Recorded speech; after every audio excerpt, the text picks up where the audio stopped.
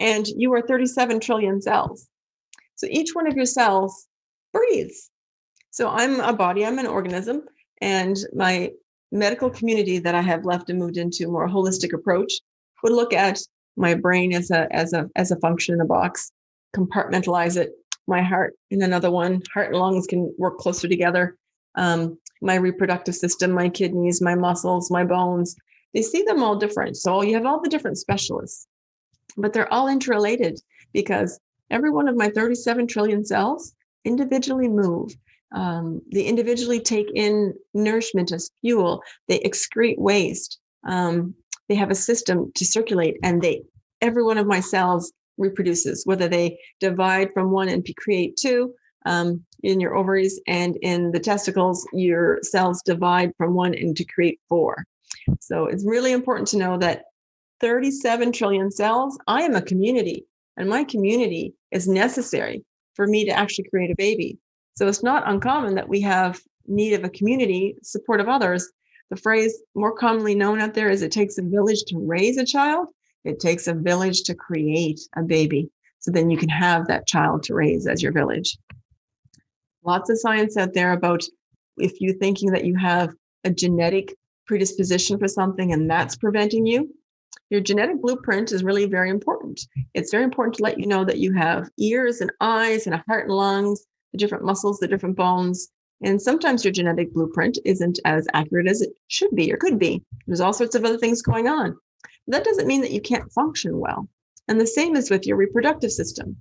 The other piece is the observer effect. When you watch something, when you look at something, the observer effect is that things shift as you watch them. And science has proven that with electrons and protons and neutrons. When you shoot these things and they're observed or watched, they react and move differently. These particles that are super small can do all sorts of different and amazing things. So there's lots of science with what's going on. We're going to go into a little bit more of the science later on, but know that you have this amazing capability, and your genetics, even though you think that it's written in your genes, that you're just predetermined, you have a chromosomal abnormality, you have a gene for diabetes and it's impairing you, or you have this condition or that condition.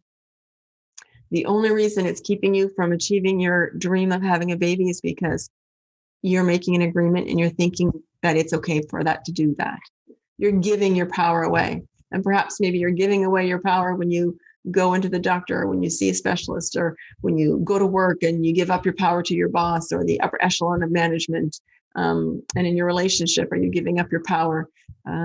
Maybe sometimes we give back the power or let it go a little bit when we're back around and visiting with our parents and older family members. Maybe it's out of respect or sense of duty, but is it serving you well? You are the highest authority of you, and it's really important to know that you lean into what you would love so that you can be, do, create what it is that you are here to be, do, and create. What is your purpose? We started this off with what is your purpose? You had the document to lean into why are you really here, and the writing out your vision. So in review, I like processes and I like organizations and I like lists. So this week, some of the things that we looked at are welcomed you to the program, but you're going to welcome into your life new thoughts, so new thinking, new feelings and new actions to give you new results. You're also going to welcome in learning something new and making changes in what you have in your life. And when you're looking at what it is that you'd love to have in your life, you're going to use your vision. So you used your imagination, one of your 6 mental faculties, to create that. You're also using your intuition to lean into if this is good for you or not. Because maybe your vision of having a baby, is it truly your vision? Is it only maybe your partner's vision and you have something different for your life? Is it something that's been put upon you by your family members, your parents, depending on your culture or your ethnicity, religious background? It's really important that the name and the family be carried on, the legacy piece. But you wouldn't love to have kids. You love your life otherwise. What is it that you love? So it's really important to know that. And we use our imagination, our intuition to work with our vision, so that if you don't know where you're going, how are you ever going to get there? So the saying goes, there is no wind favorable to the sailor who doesn't know his destination. So you kind of need to know where it is you want to go what it is that you'd love to have, and have details there. So if you said, I'd love to have a baby, well, I can't see the mini movie of that. But if you tell me in 3 years from now, you have 2 children and it's just so much fun, the newborn and just the big brother just laughs and giggles when he comes over to, cuddle and box the ears of his baby sister. And, oh, you're so, protective because she's only 3 weeks old.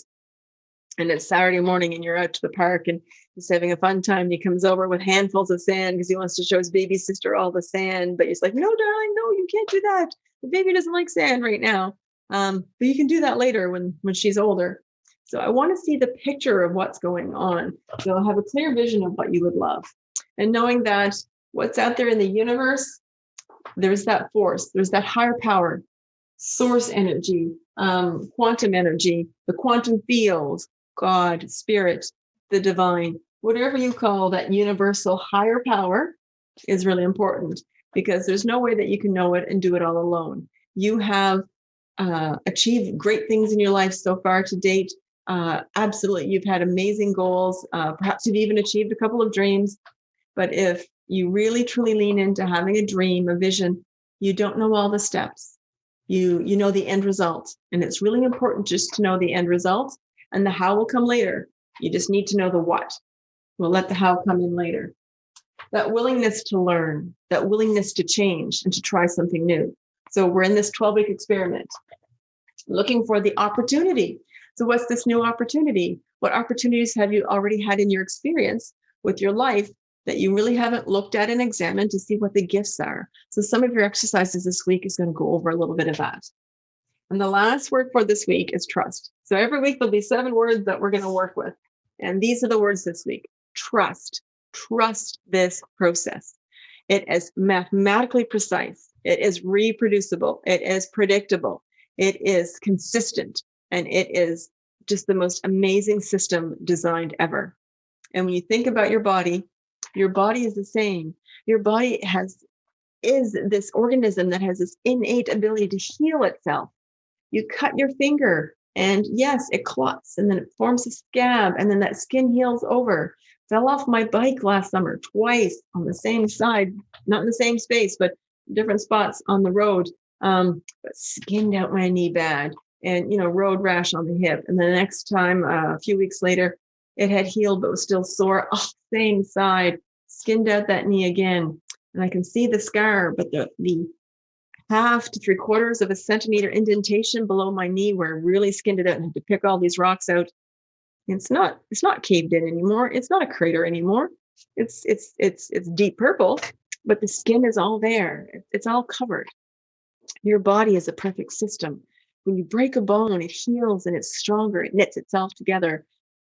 We're not like starfish. If I cut off my arm, I can't regrow my arm. But by goodness, we do have this ability to really heal ourselves and lean into that. Know that you are an amazing organism. Your human suit that you have has so many amazing capabilities. Just welcome that and embrace that, there's something